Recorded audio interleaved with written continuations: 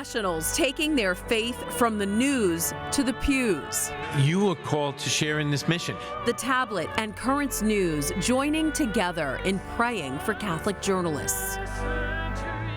Hi, I'm Christine Persichetti. The first annual Mass and Brunch for Catholic journalism was celebrated on Saturday.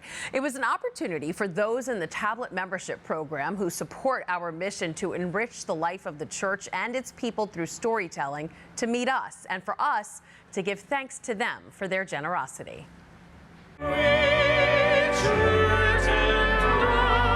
A Mass to celebrate Catholic journalism.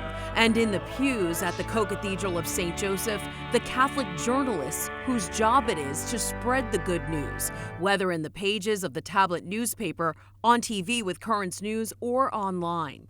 In his homily, Bishop Robert Brennan of the Diocese of Brooklyn spoke about this vocation as the work of evangelization. To go deeper into the news and the stories, to see beyond the partisan political, and to get into the heart of human dignity.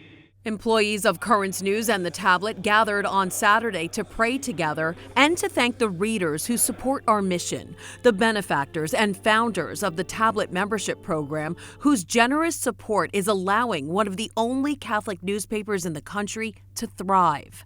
At a brunch after Mass, Vito Formica, Executive Director of News Content and Development for DeSales Media Group, the ministry that produces Currents News and the Tablet, called the Tablet the legacy newspaper for the diocese, one that's been in print since 1908. It is our duty to protect and preserve this newspaper so that the service it has provided for the last 115 years can continue well into the future. The Tablet's senior national correspondent, Carol Zimmerman, knows all about the fight to keep Catholic journalism alive. She spent 30 years at Catholic News Service in its U.S. operation, which was shut down in 2022. Catholic newspapers like the Tablet evangelize, not by hitting people over the head and telling them how to live their lives, but showing readers how the Catholic faith impacts what so many people do in our diocese or our nation. You can watch Bishop Brennan's full homily on our website. That's currentsny.tv. And you too can support Catholic journalism by becoming a member of the Tablet. Just go to thetablet.org/become-a-member for more information. And if you also want to support Catholic schools as well as Catholic journalism, then the Tablet's Catholic School fundraiser is for you. Children across Brooklyn and Queens are selling subscriptions, raising money for their schools and themselves. And some students are getting very competitive about it. Currents News' Katie Vasquez has more from Bay Ridge. The future is definitely in their hands. Last year it was maybe 50. Every year I definitely do try to get more. Students like Jenna Gora at Bay Ridge Catholic Academy are off selling subscriptions and renewals of the Tablet for this year's Tablet Catholic School fundraiser. The fundraiser begins today until October 6th, with over 80% of sales going towards students and their schools in the Diocese of Brooklyn. Agreed, yep, we're all set. And school administrators can't emphasize enough how much it will help them. With the increased amount of the donation that we could get from this process, we're very excited because it allows us to do more things as an academy. The Tablet has participated in a number of ways to raise money for Catholic schools.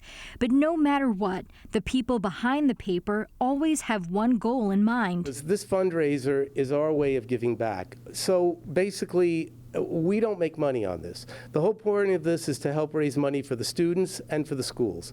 This year we're giving back even more. For every $25 subscription that a student sells, they get $10, and their school gets another $10. The top seller gets a major prize of $3,000.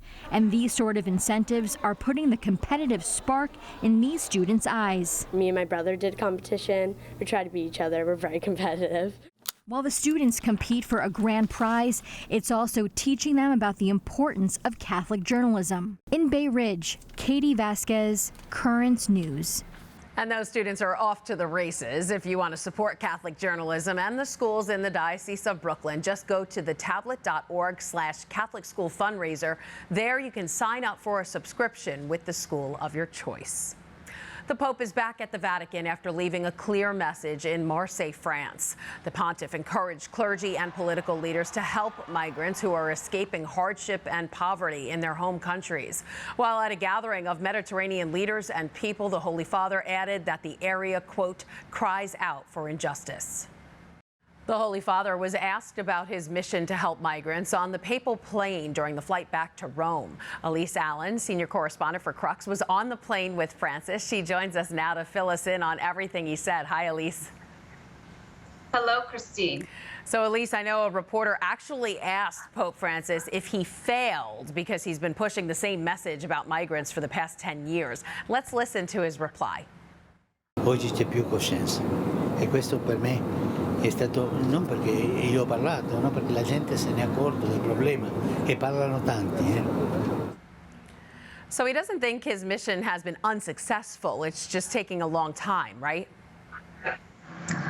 That's exactly it. You know, Pope Francis knows that this is something that requires a long-term strategy, and it's not going to be easy to come up with a solution, and especially in a place like Europe and with an entity such as the European Union, where there are so many different players and factors and at play. You know, he is aware that this is going to take a while, but he does see the fact that awareness is growing as progress. He's going to continue to advocate for some sort of unified solution.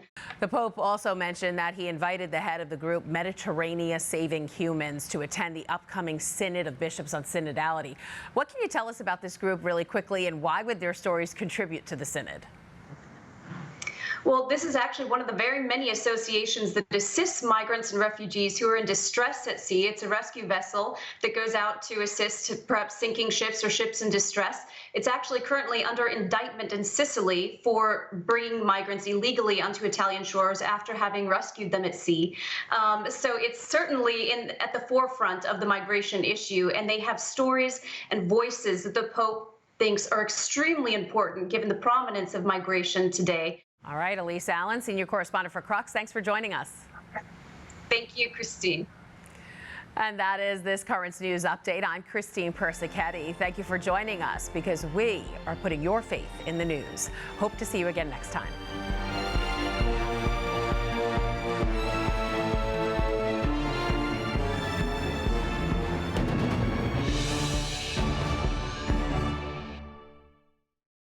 Good afternoon, St. Adalbert's. An employee and a volunteer, a parishioner who helps run the church and the summer camp at St. Adalbert's. How Linda Gaddy makes up the pulse of the parish, Wednesday on Currents News.